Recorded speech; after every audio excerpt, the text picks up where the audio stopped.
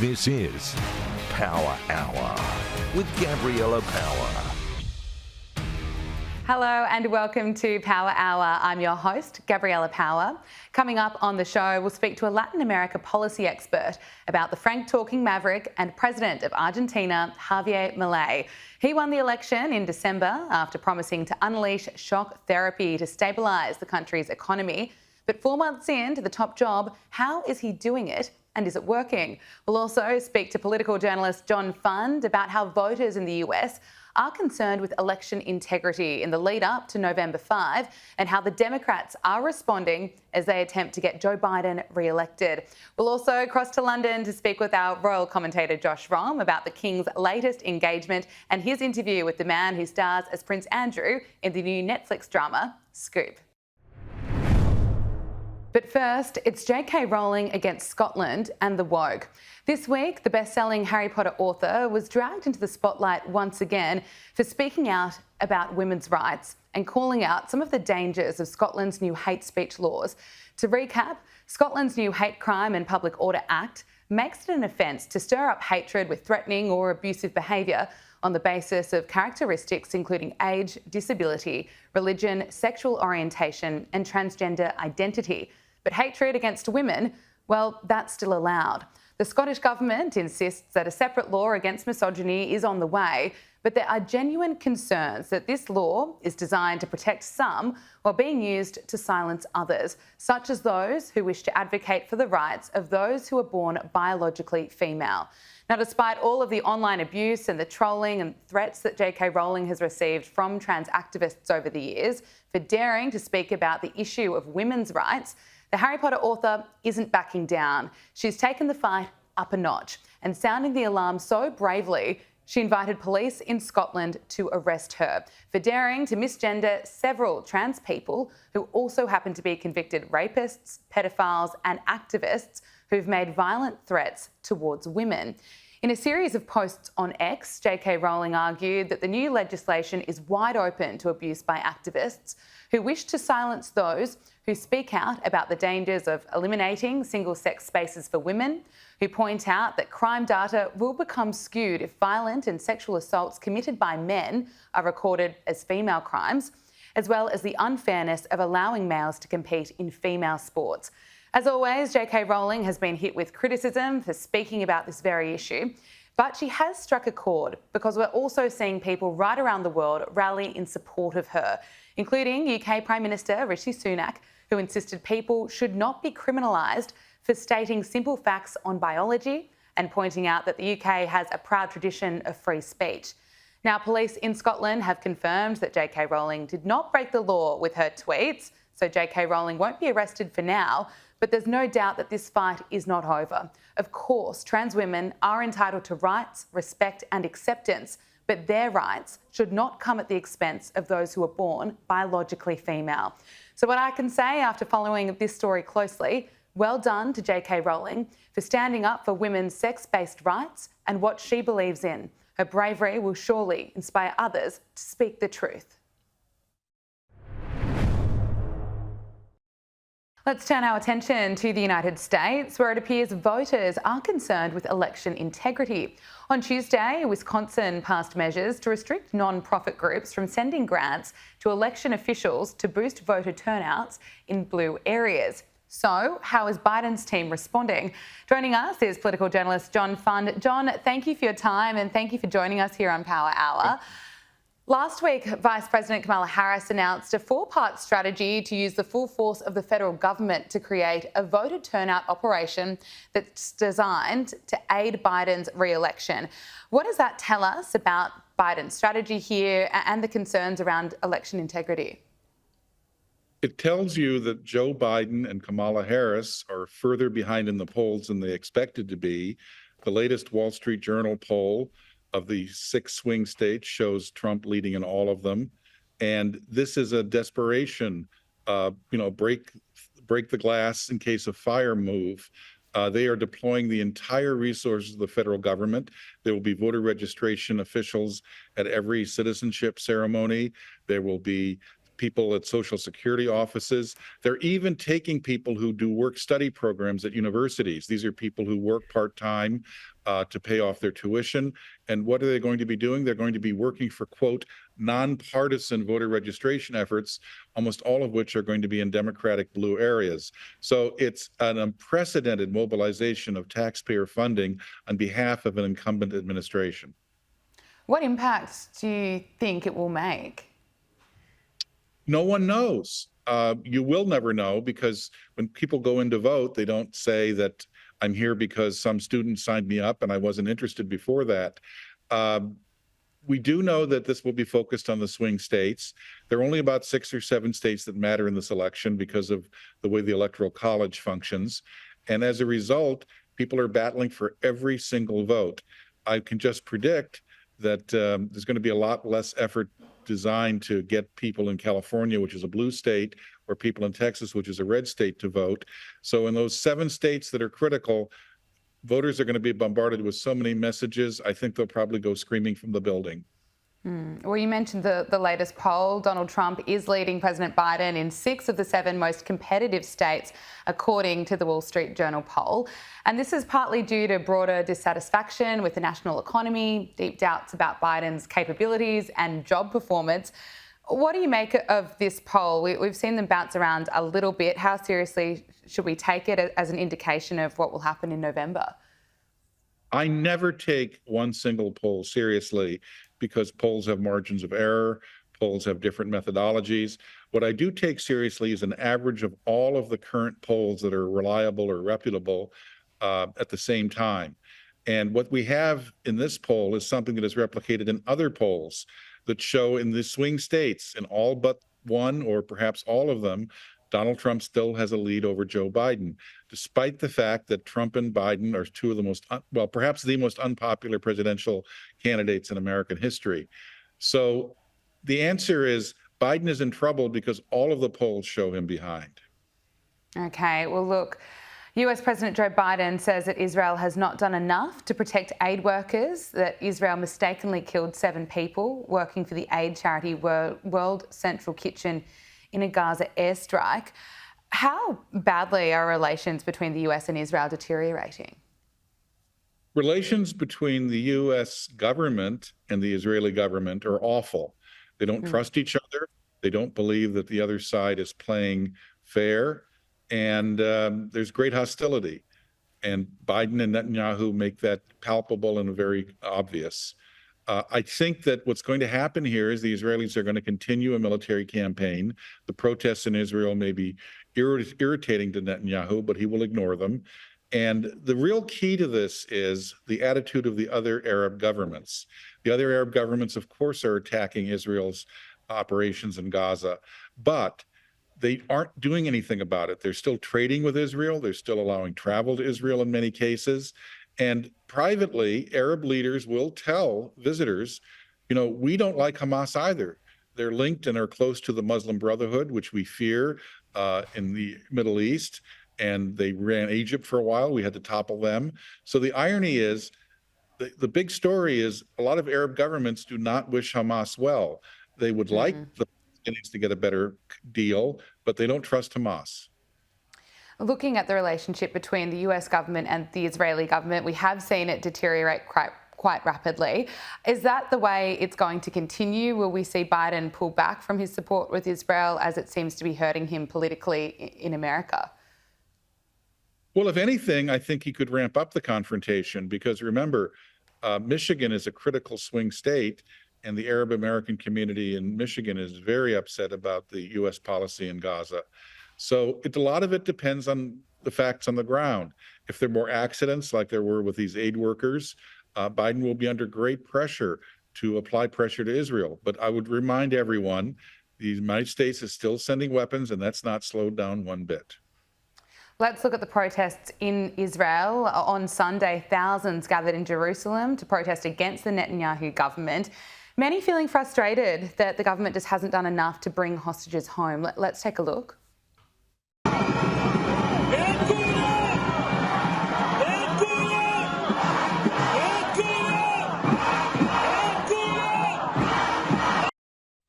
You You can see in that vision there just the thousands of people that have turned out. Looking at that vision, what do you make of what's unfolding in Israel?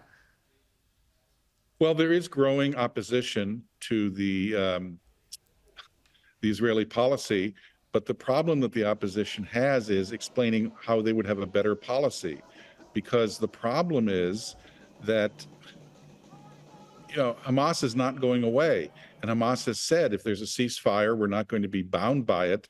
Once there's a prisoner exchange or once there's food aid allowed into the Gaza Strip.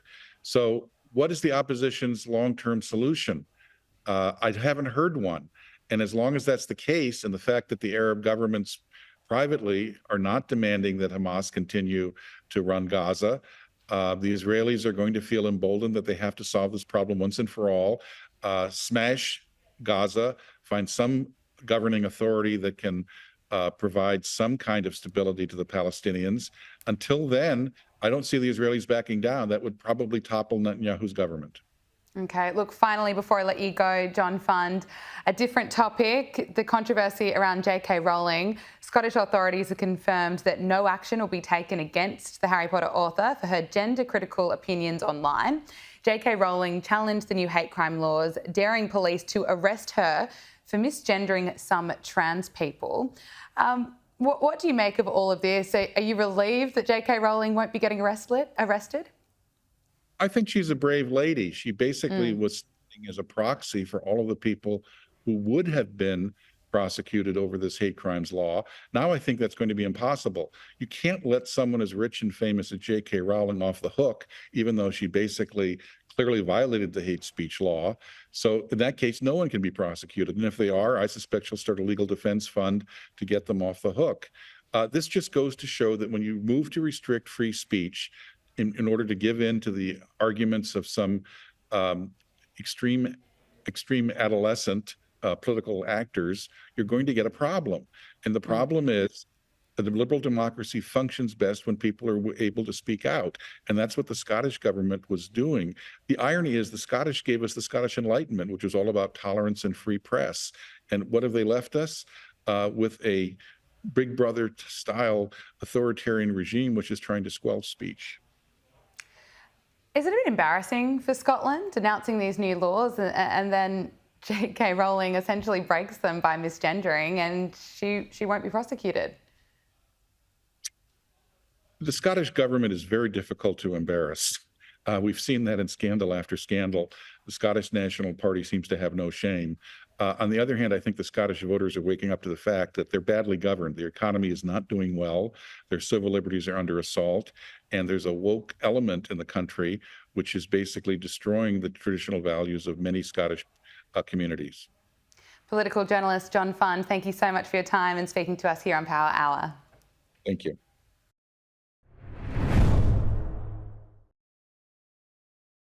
Now let's take a look at what's happening in South America. The man described as the Donald Trump of Argentina, Javier Milei, is in power. Que tengamos claro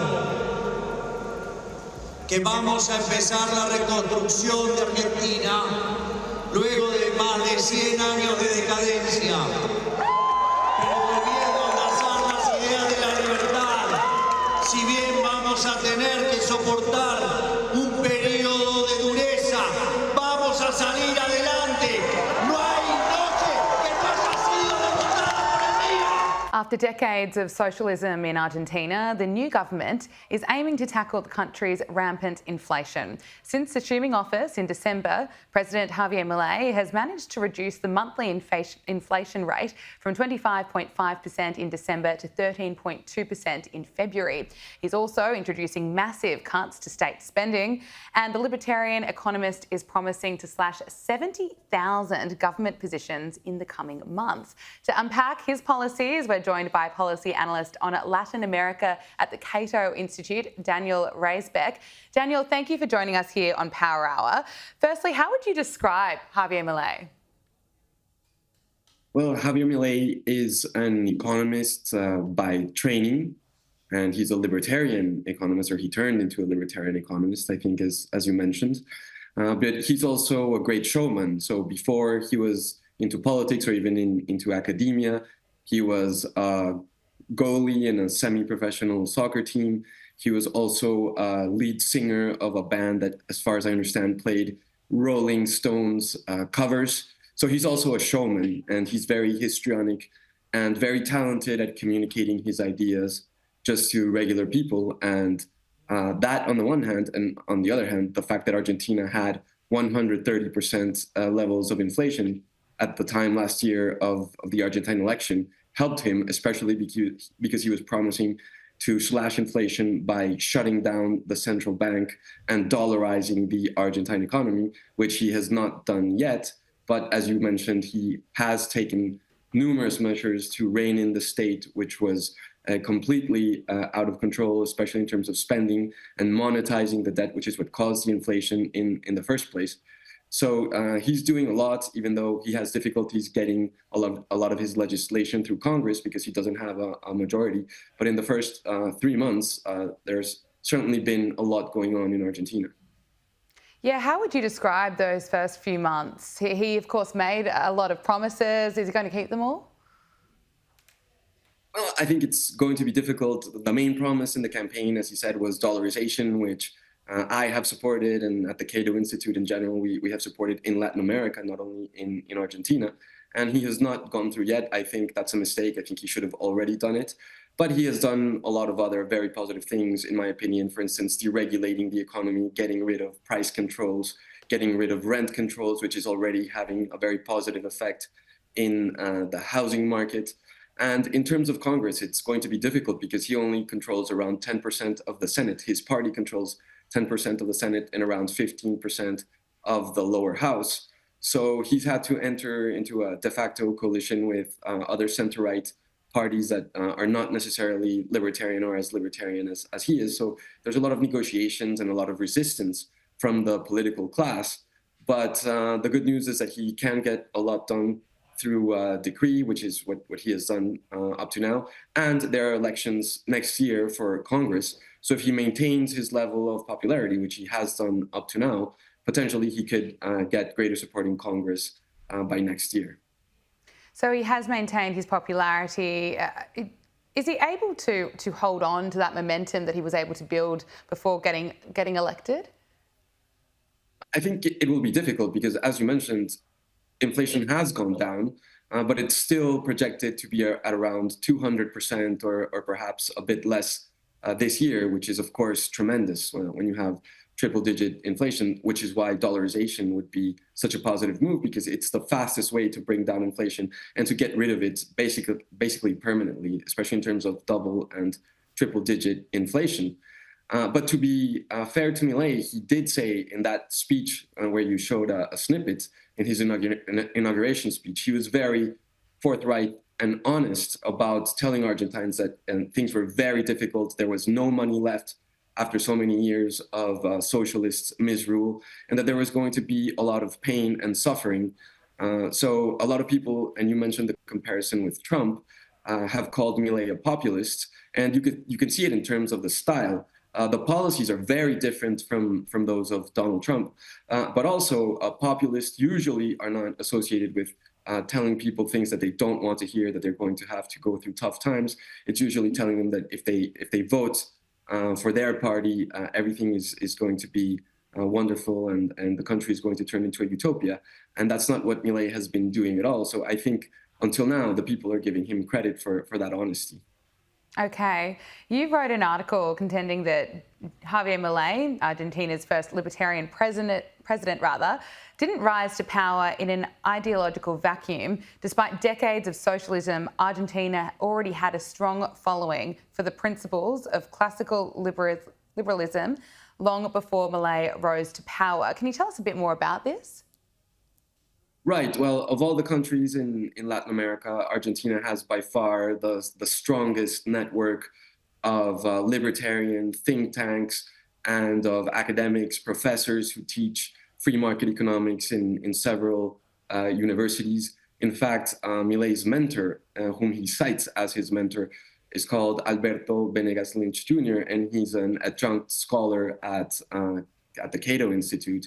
His father, in fact, in the 1950s, began teaching free market economics at the University of Buenos Aires. And he organized a series of lectures that are still talked about to this day by inviting Ludwig von Mises, who is a great economist of the Austrian school and the mentor to Friedrich Hayek. So the point is that Argentina has a very strong tradition of classical liberal thought, even during all these decades of Peronist statism and socialism. In the end, I think that is what brought about the Milei phenomenon about, without discrediting him at all, because as I mentioned, he's a very talented politician and communicator of these ideas and making these ideas relatable for the man on the street. So that's to his credit completely. Yeah. Look, what can the US and possibly the rest of the world learn from Javier Milei? Well, I don't think there's any world leader at the moment or head of state who is so adamant and serious about reining in the state, cutting public spending, making sure there's not a deficit. And in fact, in January and February, they're already reporting budget surpluses, which the last time you saw that in the United States was in the very early 2000s. So I think in his speeches, the most famous speeches he has given so far at Davos in Switzerland and at CPAC here in Maryland, he gave practically masterclasses of free market economic thought. And of course, the tendency among the global elite has not been towards free markets, but rather towards more interventionism, to having a greater state, both on the social democratic front and also on the, let's say, nationalist front. For instance, Donald Trump, the tariffs, the protectionist policies. And that's why I say that Milei has very little in common with Trump in terms of his policies, because Milei also won by proposing a unilateral opening of free trade for the entire world by Argentina, which is completely different from what Trump has been proposing and implementing here in the United States. So I think it's a very unique phenomenon at the moment. Policy analyst on Latin America at the Cato Institute, Daniel Raisbeck. Thank you so much for joining us on Power Hour. Really appreciate getting your insight and analysis today. Thank you. It was a pleasure.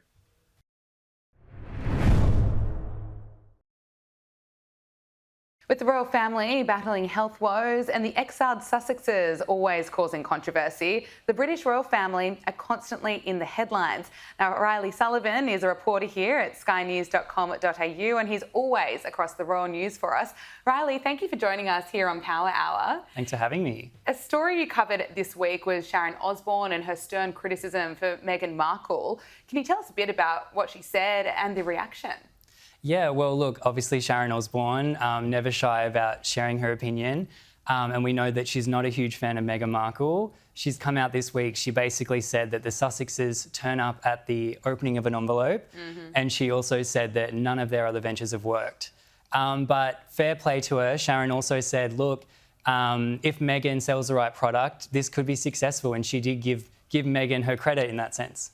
It'll be interesting to see where this lifestyle brand goes.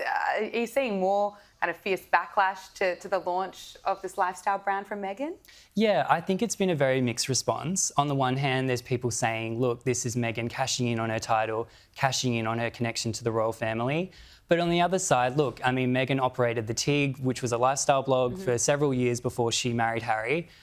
This is a space that she clearly has experience in, and a lot of people would say, actually, this is a good move for her. This is probably an area where she has some expertise. Yeah, that's what one of our commentators here on Power Hour, Josh Rom, made that point as well, saying, look, you know, the Sussexes have caused some drama and some controversy. At least maybe they won't be making money off trashing the royal family anymore. They'll actually be making money from selling products. So we'll see where it goes. But the tragic news over the last few weeks has of course, been Princess Catherine's cancer diagnosis. We all are wishing her a speedy recovery, of course, but do we know much about how she's spending her time during treatment? Yeah, well, obviously we didn't see the Prince and Princess of Wales on Easter Sunday. They're at their country home, Anne Hall. It's also George, Charlotte and Louis school holidays. And I think that they're really, as a family, focusing on that really precious family time. We know that friends of Kate and William have said that they're kind of closing off from the world after this sort of global interest in Kate's well-being and her whereabouts. I think the family are really keen just to sort of go back to their core family unit. And you have to sort of give them, yeah, I can understand that. Absolutely. I think that the tone has certainly changed. Now everyone knows what Princess Catherine is going through. There is just so much understanding that she's stepping right away from her royal engagements. Do we have any insight about what might be coming up? We, of course, saw King Charles out on Easter speaking to well-wishers. I suppose he might be, stepping up or taking on even more now that we know that Princess Catherine is battling cancer. Yeah, look, I think that with King Charles, I think it was a very positive sign that he was there on Easter Sunday. He looked well. He was interacting with the public. I think that the King has a lot of support in Princess Anne and Prince Edward. They're very much sort of picking up the slack for some of the things that the King can't do. But definitely, by all accounts, King Charles is very keen to get back to royal duties and get back to really the start of his reign. Riley Sullivan, thank you so much for joining us here on Power Hour. Looking forward to reading all your reports. Thank you.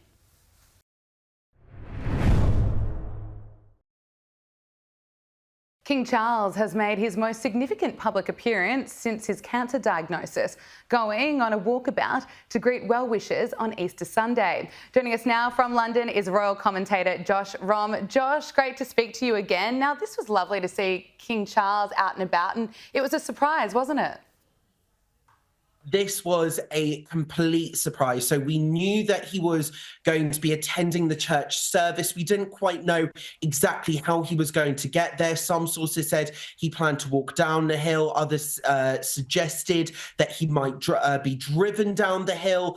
But he made an appearance at St. George's Chapel for the Easter service on Easter Sunday.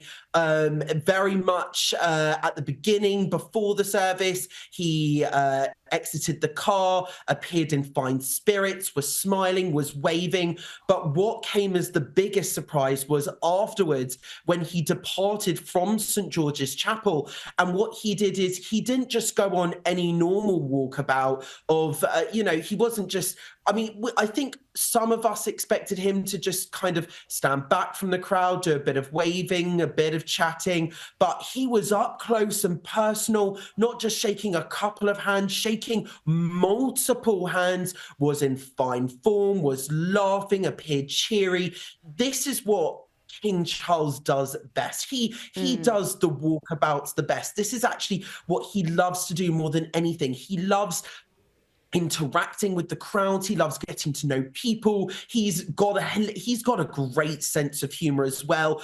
King Charles is known for his banter as well, the whole pointing and laughing. That is what King Charles does the best. And it was so great to see him out in fine form doing what he does best. And I think it's also a very good sign because we know as well that cancer patients might not necessarily be allowed to ingratiate themselves with large groups of people. These are the sorts of duties that His Majesty was advised against doing and wasn't doing due to that cancer diagnosis whilst he underwent inpatient treatment. He was, of course, seeing very small groups of people. We saw that he saw a number of Korean veterans from the Korean War. We also saw him greet the Prime Minister, the Chancellor of the Exchequer, conduct other audiences. But this is significant because there he was outside of St. George's Chapel within the Windsor Castle compound, greeting an assembled crowd, shaking multiple hands. This could be the sign that we've all been waiting for, that actually signifies all the rumors about the king being ill might not necessarily well, we know he's got cancer, of course, but all of these kind of underlying bubbling rumors that are under the surface, some sources reportedly saying that the king's condition is far more serious than they're letting on. I know I've previously said that the succession planning start might signify that, but actually, what this walkabout suggests is that he is getting back into fine form. It kind of confirms the reports that he has been frustrated not doing front-facing royal duties because that is what he enjoys doing most. And I think I know this might be a bit crude, but I'm going to say it anyway. Not even cancer can keep King Charles away from the crowds, kind of keep King Charles away from his people. And again, all this does, it emphasizes he's got that same sense of duty as his late mother, Her late Majesty Queen Elizabeth II, even when he is suffering from cancer, even when he is battling cancer, even when he is undergoing inpatient treatment, he is still raring to go. And I think that is a brilliant sign. It's incredible to see, isn't it? And it's great to see him out and about. And it's what, as you say, he loves doing most, and also what people in London really want to see. What's it done to kind of boost the spirits of people in England? Yeah, well, I think the front pages of our newspapers on Bank Holiday Monday, I think, said it all. I think King Charles being hailed as this returning hero on the front page of every single national newspaper, I think spoke volumes. It said that there is a real appetite from the country, from the press, to see the king in action. People, of course, flooding the king with well wishes. We want to see him back in action. We want to see him doing what he does best. So I think this was very much a welcome sight, and I think this really truly was this was a celebrated sight as well. People up and down the country were celebrating his return to the main stage of royal duties, so to speak. So I just think that I think this is a good sign. I think also he almost needed to do this, because we knew that Princess Catherine would be taking time out after her bombshell diagnosis, after her bombshell video that she made announcing that she had cancer. So it was great to actually see a member of the royal family, which we haven't seen in a little while, partake in front-facing duties. And kind of, once again, it kind of emphasizes the fact that the monarchy is very much here to stay. The monarchy behind the scenes, behind everything, is still strong. That same duty, that same devotion to service very much continues, even when some members of the royal family might not be able to do that. We know that Prince William, Princess Catherine, and their 3 children were not at that ceremony. So I think this might be King Charles saying, Catherine, I got you. I got you, girl. I got you. We're gonna back you up. I'm gonna do all that I can to help. And we know how close they are. We know about the reports of how he refers to her as my darling Catherine, and how when they were in hospital together at the London clinic, it was a very emotional time for them both, and that they've called each other daily. So we know they have a very strong and stable relationship, to use the words of Theresa May. I'm so sorry for that in advance. But we can see here that this might be King Charles saying, the family is here for you. We are all helping each other here in this fight. It is quite amazing to watch the royal family, and they have been in quite a vulnerable position this year. And then we've really seen each one of them step up for one another. As you say, we've seen right now King Charles stepping up for Princess Catherine when she can't be around and she can't go on walkabouts and greet people in England. Look, on another topic, there are reports that Prince William and Princess Catherine have asked Harry and Meghan to bring their children to visit, and this was an invitation despite tensions within the royal family. The report suggests that Meghan snubbed the offer. Josh, what's your understanding? I mean, if she snubbed the offer, it just says it all, doesn't it? You know, Princess Catherine is currently undergoing preventative chemotherapy treatment, or is set to undergo preventative chemotherapy treatment. She's got 3 young kids. She's a mother with cancer, and yet her own sister-in-law may or may not have snubbed an invitation to see a very ill woman, and to see her kids, and for Archie and Lilibet to see their cousins during this time of need. If Meghan did snub the invitation, it is a big if, we don't know for sure, but if she did snub that invitation, I think that is absolutely horrendous, given this time of crisis. We also have heard reports that Prince Harry has been willing to step up into the role to help his family out during the time of crisis. well, if they did snub this invitation, yeah, big help that is going to be, isn't it, Prince Harry?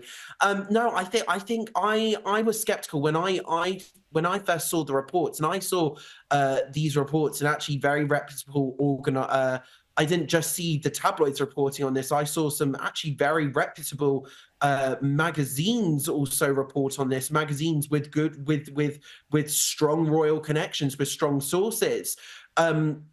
Report on this story as well. And when I first saw it, I was absolutely shocked. I couldn't believe it after all the damage that Harry and Meghan have done through their various works. I'm not necessarily talking about archetypes here. I'm talking about their Netflix documentary in Spare, of course, Prince Harry's bombshell book that he released, all the stuff that they've been saying, the fact that it's been alleged that Princess Catherine was one of the people, again, this is unconfirmed, but Princess Catherine was one of those within the royal family to, quote, raise concerns about the color of Archie's skin. You know, all they've done is try to trash their Prince Harry especially. All he's done is he's tried to trash his brother and possibly his sister-in-law again and again and again. So when Princess Catherine and Prince William, bearing in mind, you know, all of which Prince Harry and Meghan have done, this might have been the kind of olive branch that we might have wanted. Let bygones be bygones. You know, this is a time of crisis for the family. It's a time to heal. It's a time to get together, to put all this behind us and to come together, to reconcile. Because when something like this happens, a bombshell diagnosis, it does make one reevaluate their lives and their relationships. And maybe it is possible. I would be absolutely shocked if Prince William and Catherine did issue that invitation. And if it was snubbed, that is an absolutely shocking move. Saying that, is it surprising? No, they like to be cooped up in Montecito. Maybe they're saying that they don't feel safe enough coming to the UK. Even if they were to stay in the Windsor estate, then their security would be covered alongside other royals because they're sharing that same estate. I just think that Meghan and Harry at this time, your father has cancer. I mean, and I'm saying this to Harry, his father has cancer, his sister-in-law has cancer. You've got it out your system. Time to move on now. Come on, put the family first. Well, look, as we've seen the weeks go on since Princess Catherine revealed to the world so bravely that she is battling cancer, we have seen more and more celebrities apologise to Princess Catherine. The latest is reality TV host Andy Cohen, who issued an apology for speculating about Kate's whereabouts during her private battle with cancer. And just to recap, he made the comments after Princess Kate and Prince William were spotted together at a farm store near their Windsor residence before announcing the news. Now, upon the video's release, Andy Cohen took to X to express that this isn't Kate. Now, Cohen has since apologised, saying he's heartbroken and he wished that he'd kept his mouth shut.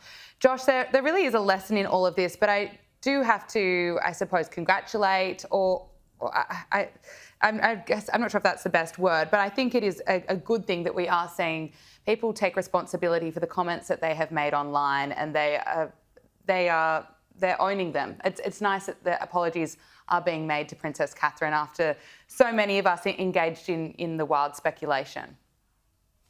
Yeah, well, they should absolutely be sorry. They should be sorry indeed. Some of us, you and I, did not necessarily engage in the wild speculation. I previously called those conspiracy theories absolutely deranged. I spoke on this very program about that video, saying that is absolutely 100% Princess Catherine in that video, looking relaxed, looking happy, seeing her out and about again. Another sign that the country needed to see. Yes, these celebrities should absolutely be sorry. One, why were they speculating on the state of their marriage based on a rumor that has been debunked a rumor from 2018 that has since been debunked, when actually their relationship could not have been stronger? I previously said on this program how Prince William has been an absolute rock for Princess Catherine throughout this, and I'm gonna say this: the world and these deranged theories effectively forced Princess Catherine's hand. Hosts, the late night hosts, Stephen Colbert, Blake Lively, Kim Kardashian, Andy Cohen, all partaking in this deranged conspiracy, increasing the hype all the time. This was a vulnerable lady trying to tell her kids that she had cancer and handling it in the best way possible for her own private life, whilst bearing in mind she is a woman on the world stage under more scrutiny than ever before. Give her a break. So I'm sorry. I'm like, with these apologies, great. I'm glad they're doing it, but let's be honest. These conspiracy theories should never have been said in the first place. And Princess Catherine, we saw her video. It was so emotional. It was the perfect statement that you could have made. But I almost think it's a shame. And I called it at the time unprecedented. A royal announcement has never been made in that way, especially, of course, due to this Mother's Day picture that we saw. But the video announcement, no royal announcement, especially when it comes to an illness announcement, has ever been done in that way. It was so raw, it was so personal, it was so unflinching, but yet it was so poised, so elegant, so brave. But she shouldn't have done it like that because, I say she shouldn't have done it like that. I think that was unfortunately the only way to satisfy all the deranged conspiracies. And even when she released the video, that still didn't stop the conspiracies. We still heard all the stuff. They're still going. About AI and the daffodils, and it's just like, give me an absolute break. You forced a woman with cancer to admit it on the world stage. You forced her hand. I find that so incredibly sad. A woman with cancer, with bearing in mind 3 young kids, trying to juggle her own family and protect her family, whilst also being a figure of national importance across the globe. So it is a tough job, and she handled it absolutely brilliantly. These celebrities, and listen, I'm in showbiz, I work in entertainment. I might get a lot of criticism here, but at the same time, I need to stick to my principles. And these conspiracy theories were completely and utterly deranged. And some of these apologies have come after late night hosts and celebrities have been called out publicly for the comments that they have made. Either way, at least they have addressed where they have made quite massive mistakes by fueling those conspiracies. And at least we do have that apology. Now, last week, you gave us a bit of a tease about the new Netflix drama Scoop. I'm so excited to see it, and it tells the story of Prince Andrew's train wreck interview. Now, you sat down with the man who stars as Prince Andrew. Let's take a look. Watching the initial interview, and I made my judgments, as humans do. But performing him, it's a matter of trying to see it from his point of view. It's not the same as sympathising, but in order to represent the story better, you have to try to see it through someone's eyes. And then that includes the way they delude themselves. Josh, I'm looking forward to seeing your full interview, but what more can you tell us? Yeah, and actually what's very funny, just quickly going on to the previous point, is actually at the end of my interview with Rufus Sewell, which will hopefully be out fully on Talk Radio and Talk TV's social media channels within the next couple of days.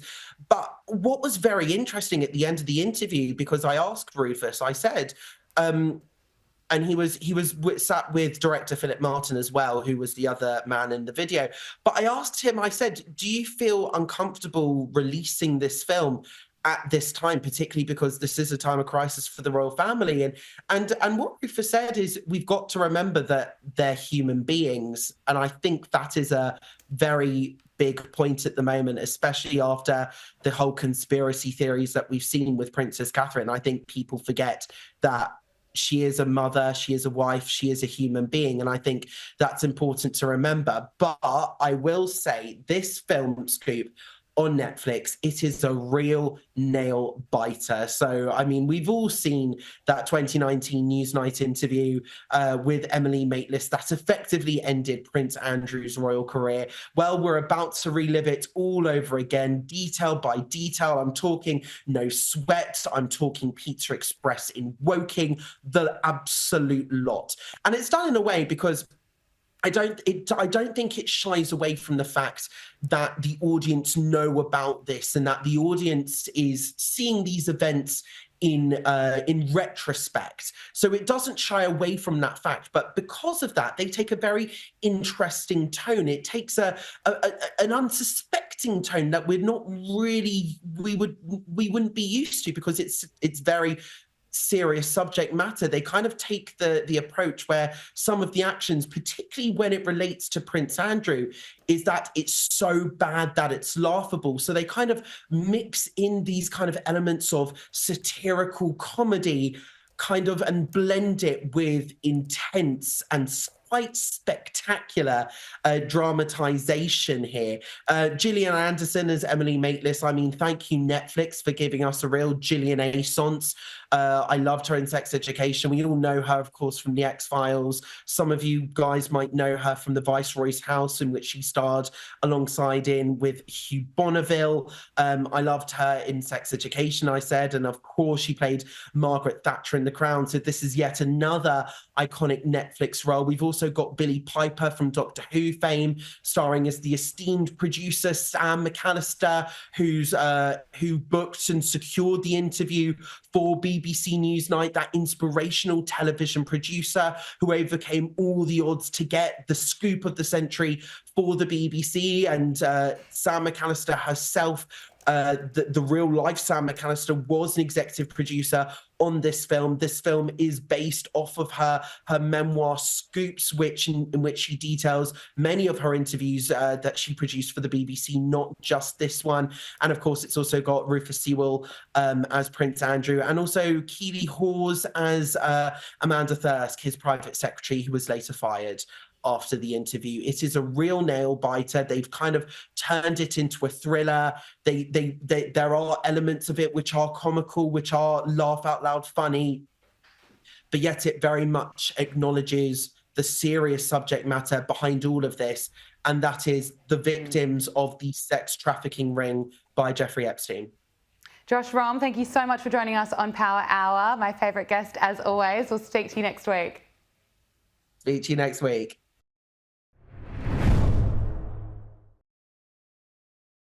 And that is Power Hour. Thank you for your company. We'll see you next week. Make sure you subscribe to Sky News Australia on YouTube.